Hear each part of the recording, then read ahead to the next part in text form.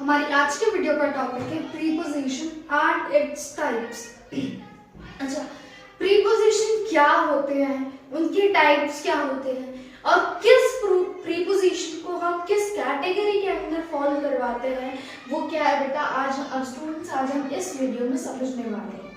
ठीक है, तो पहले तो हम समझेंगे प्रीपोजिशन का मीनिंग। ठीक है, that is preposition tells us the position of something in relation to another। क्या बताया मैंने आपको? tells us position of something, it can be anything, as you can students as you can see कि यहाँ पे क्या mentioned है something, so it means it can be anything in relation to another।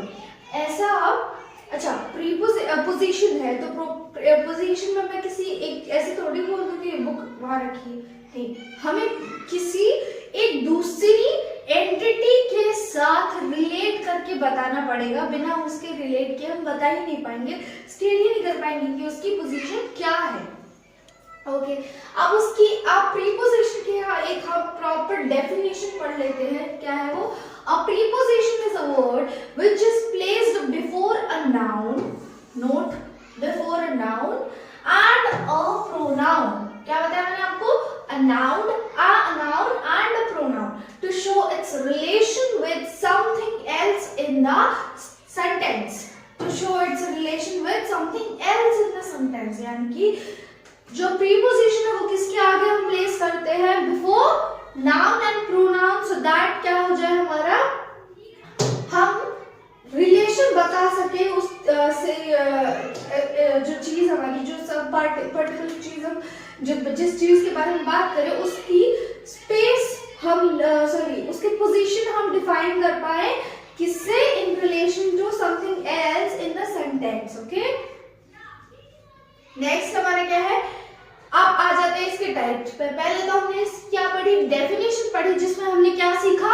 हमने सीखा कि जो प्रीपोजिशन है वो किसके आगे हम लगाते हैं? नाउन और प्रोनाउन के आगे लगाते हैं, सो दैट हम उनकी क्या कर सके? सेंटेंस में मेंशन बाकी चीजों से उनको रिलेट करके उनकी पोजीशन का पता कर सकेंगे। ओके, नेक्स्ट क्या है हमारा? उसकी टाइप्स। ठीक है, preposition are divided into category of place, preposition of place, preposition of time and preposition of moment। अच्छा, आइए समझते कि एक्चुअली ये preposition of place, time and moment है क्या। पहले तो examples for preposition of place, पहले कुछ examples पढ़ लेते हैं। जैसे कि above the clouds, यानी कि जो हमारा एरोप्लेन है आप देख सकते हो वो किसके above है, किसके ऊपर है? किसके ऊपर है? किसके ऊपर फ्लाई कर रहे हैं? क्लाउड्स के ऊपर। तो हमने क्या बोला उसको? अबव। इससे हमने क्या करा? पहले तो हमने किसके रिलेशन में बताया? हमने क्लाउड के रिलेशन में बताया। किसके? हमने क्लाउड को बेस बनाते हुए क्या बताया कि जो एरोप्लेन है वो क्लाउड के ऊपर उड़ रहा है। तो हमने किसके रिलेशन में बताया? क्लाउड के। अच्छा, अब अबव क्या है? अबव ही बेटा स्टूडेंट्स हमारा यहाँ पे प्रीपोजिशन ऑफ प्लेस है। क्यों? क्योंकि वो क्या है? ऊपर एक जगह बता रहा है कि हाँ इस जगह पे वो है। एरोप्लेन हमारा जो है, हमें कैसे पता चला कि कहाँ है? ऊपर है। ऊपर है वो हमें कैसे पता चला? वो हमें पता चला इस अबव की हेल्प से। तो इसीलिए ये हमारा क्या है? प्रीपोजिशन ऑफ प्लेस है। The aeroplane is flying above the clouds. Okay, next क्या है? नेक्स्ट एग्जांपल देख लेते हैं। The book is kept under the table. क्या किसके बारे में बात हो रही है? बुक के बारे में बात हो रही है। किसके रिलेशन में बात हो रही है? टेबल के। अच्छा, अब कहाँ रखी है वो? Kept under the table. कहाँ रखी है? अंडर द टेबल, यानी कि इस अंडर की हेल्प से हमें पता चला कि जो बुक है वो टेबल के नीचे रखी हुई है। किसकी हेल्प से पता चला हमें? अंडर की हेल्प से। अंडर का मतलब क्या होता है? नीचे। किस चीज के नीचे? जब बिल्कुल ऐसे नीचे की, जैसे मैंने my one hand is under the another hand। तो ये क्या है हमारा स्टूडेंट्स? अंडर से मुझे क्या पता चला यहाँ पे कि जो बुक है वो कहाँ है? टेबल के नीचे है। ओके, अब एक्चुअली प्रीपोजिशन ऑफ प्लेस है क्या? थोड़ा सा हम इसकी डेफिनेशन पढ़ लेते हैं। It refers to those prepositions which can be used to show where something is located। Above पढ़ा हमने, अंडर पढ़ा हमने। तो ये अबव और अंडर से आपको क्या पता चला, किसी चीज की एक फिजिकल प्लेस क्या है, वो कहाँ रखा हुआ है या फिर कहाँ वो चीज एग्जिस्ट कर रही है फिजिकली। अभी फिलहाल में वो हमने क्या पढ़ा, हमने प्रीपोजिशन ऑफ प्लेस की हेल्प से वो समझा। तो यही कह रही है which can be used to show where something is located. Actually में जो चीज वो है वो कहाँ लोकेट कर रही है, इससे हम प्रीपोजिशन ऑफ प्लेस से हमें ये पता चलता है। नेक्स्ट आ जाता है हमारा, here are some examples for preposition of place। अच्छा कौन कौन से हैं, above मैंने समझा, up, after, on, before, against the wall। I am standing against the wall, यानी कि मैं दीवार की तरफ आमने सामने खड़ी हूँ। against the wall यानी कि आमने सामने, ठीक है। above का मतलब ऊपर होता है, after का मतलब stand after me, यानी कि मैंने क्या बोला आपको, stand after me यानी मेरे बाद में। on क्या हो गया, the book is on the table यानी कि किसी चीज के ऊपर। before का मतलब क्या हुआ, stand before me या फिर या जैसे मैं बोलूं कि walk before me यानी कि मेरे आगे आगे चलो।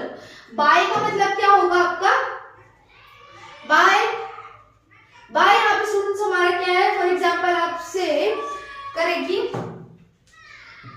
put the bag by the wall यानी कि वॉल के साथ साथ जो है बैग आप रख दे। बाय यानी कि किसी चीज के साथ साथ, ओके, पेयर करके। बिहाइंड किसी चीज के पीछे, बिलो किसी चीज के नीचे। अलोंग का मतलब है, अलोंग का भी यहाँ पे हमारे क्या है स्टूडेंट्स, साथ साथ चलना। अलोंग का मतलब है साथ साथ कोई चीज साइमल्टेनियसली हमारी कोई चीज है प्लेस्ड है, तो वहीं यहाँ पे क्या हम प्लेस करेंगे, अलोंग यानी कि बगल में। सॉरी मैं बोलूं the laptop is placed along the books, तो मैंने क्या बोला, इसका मतलब क्या हुआ कि यानी जो लैपटॉप है वो बुक के बगल में रखा हुआ है। ओके, नेक्स्ट है हमारा नियर। क्या है, नियर यानी कि पास में। डाउन नीचे, इन अंदर, एट किसी चीज के, सिट एट द बेंच, तो मैंने क्या बोला आपको, सिट बेंच पे बैठ जाओ ऐसे, ठीक है। एट का मतलब ये होता है। अक्रॉस का मतलब क्या होगा, put the pen across the, put the pen, across का मतलब होगा यहाँ पे आपका, अक्रॉस आप कह सकते हैं कि जब कोई चीज किसी के एक कह सकते हैं आप, कोई आपका लिमिटेड जगह है, वहां पे आपने कोई चीज रखी हुई है, तो उस जगह पे आप वहां पे कोई चीज क्या कहते हैं प्लेस करने के लिए, सॉरी कोई चीज लोकेट करने के लिए वहां पे आप किसका यूज करेंगे, अक्रॉस का। I am across a river bank. अच्छा मैं बोलूं I am across a river bank यानी कि मैं एक रिवर बैंक के आसपास हूँ, ठीक है। ऐसे आप अक्रॉस का यूज करेंगे। इनसाइड का मतलब अंदर होता है। बिटवीन का मतलब क्या हो जाता है आपका, बिटवीन का मतलब है किस चीज के बीच में। ओवर का मतलब होता है इसके बाद, ओवर का मतलब क्या होता है, बाद में, ठीक है। अच्छा यहाँ पे इनसाइड, आप यहाँ पे आउटसाइड भी लिख सकते हैं, आउटसाइड भी आपका प्रीपोजिशन हो जाएगा। ओके, नेक्स्ट आ जाते हैं हम कुछ एग्जाम्पल्स देख लेते हैं। We went to eat ice cream at night। हमने क्या बोला यहाँ पे, at का यूज किया। अच्छा at तो अभी तक मैंने आपको कुछ पढ़ाया नहीं था, है ना। तो अब एक्चुअली में ये क्या है हम आगे समझेंगे, पहले आप समझ लीजिए इस स्टेटमेंट का मीनिंग क्या है। We went to eat ice cream at night, रात में हम लोग यहाँ पे आप समय का आप देख सकते हैं, नाइट क्या है, टाइम है। तो बेसिकली यहां से अब हम ये समझने वाले हैं कि प्रीपोजिशन ऑफ टाइम क्या होता है। तो प्रीपोजिशन ऑफ टाइम होता है जिससे आपको टाइम का पता चलता है, यानी कि हम आइसक्रीम खाने कब गए, रात में। I go for a walk in the morning, मैं सुबह सुबह कहाँ जाता हूँ, वॉक में जाता हूँ। प्रीपोजिशन ऑफ टाइम के डेफिनेशन देख लेते हैं। It helps to link the the noun or pronoun with the time value. Sorry. यहाँ पे क्या है, लिंक करता है, आपको क्या देखता है, लिंक करता है किसको, नाउन प्रोनाउन को विद द टाइम वैल्यू, समय के साथ। It functions as an indicator as to what point of time did an event occur, यानी कि किस टाइम फ्रेम तक कोई काम हुआ या कब अकर हुआ, वो हमें किससे पता चलता है, प्रीपोजिशन ऑफ टाइम से। अच्छा, अब कुछ इसके एग्जांपल्स है वो भी हम पढ़ लेते हैं। Preposition of time, about, about भी आपका, I am about to leave in 10 minutes, क्या बोला मैंने, I am about to leave in 10 minutes, यानी कि अबाउट का मतलब यहाँ पे क्या हुआ, अबाउट यानी कि मैं 10 मिनट में निकलने वाला हूँ, अबाउट टू लीव यानी कि मैं निकलने वाला हूँ, तो यानी कि इससे हमें क्या पता चला, निकलने वाला है, काम होने वाला है, तो यानी कि प्रीपोजिशन, यानी कि यहाँ पे भी हमें ये क्या बता रहा है स्टूडेंट्स, हमें ये टाइम बता रहा है कि काम अब होने वाला है।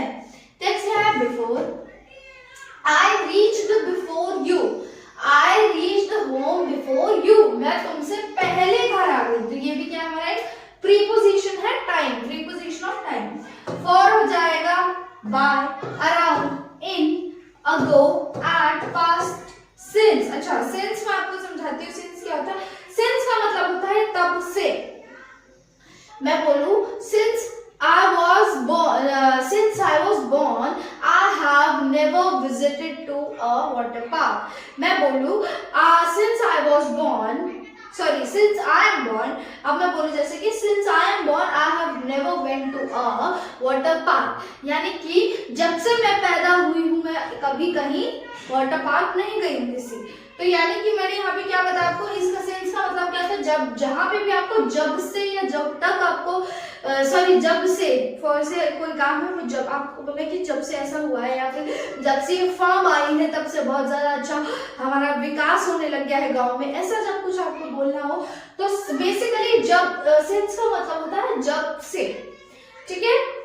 अब पास्ट, अगो और पास्ट, ये सब आपके पास्ट के लिए ही यूज होते हैं, ठीक है। 9, जैसे बोलूं मैं अगो, आपका सेंटेंस आपका बन सकता है 9 years ago I was very happy, जैसे बोलूं मैं 9 years ago I was very happy, यानी कि मैंने बताया 9 साल पहले, अगो का मतलब होता है कोई चीज कोई समय पहले समय की बात करें तब का, ठीक है।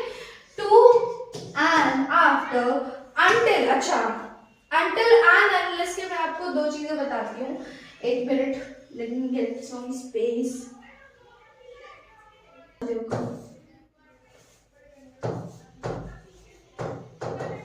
अंटिल और दूसरा क्या होता है आपका,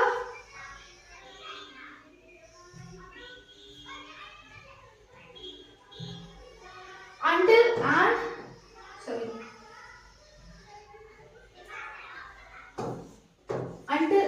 अनलेस, आपके पास ये दो चीजें होती हैं।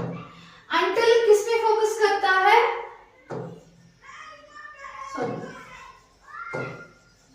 फोकसेस ऑन, क्या होता है ये होता है आपका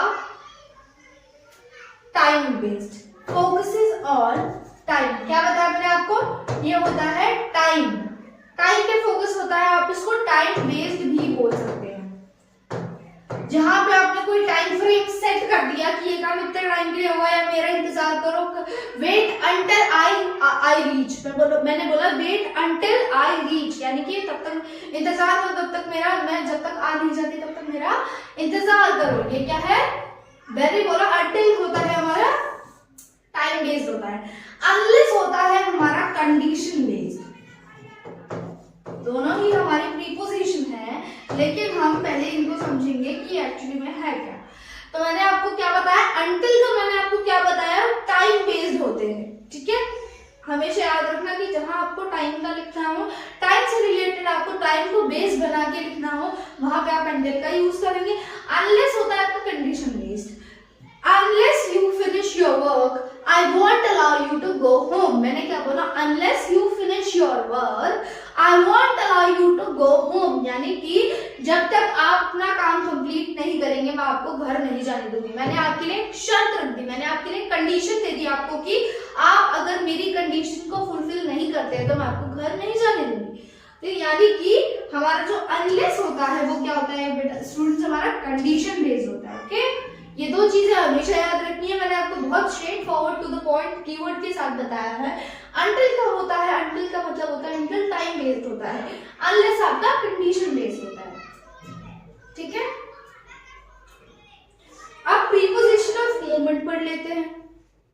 अ preposition of moment is used to show moment to or from a place. अच्छा, मूवमेंट से आपको क्या समझ में आता है? मूवमेंट से यानी कि किसी चीज की मूवमेंट क्या रही है, यानी कि एक्शन, बेसिकली उसके एक्शन के बारे में बात हो रही है कि कैसे उसने एक्शन, मतलब उसका एक्शन किस किस, जब हमें एक्शन का पता चलता है बेसिकली मूवमेंट से यानी कि किसी चीज के एक्शन का पता चलता है तो वहां पे हम क्या बोलेंगे? Preposition of movement. जैसे कि down, past, into, behind, up, onto, through, off, over, on, across, at, by, for, after, towards। ये मैंने आपको कुछ एग्जाम्पल्स बताए जो प्रीपोजिशन ऑफ मोमेंट के लिए यूज करते हैं।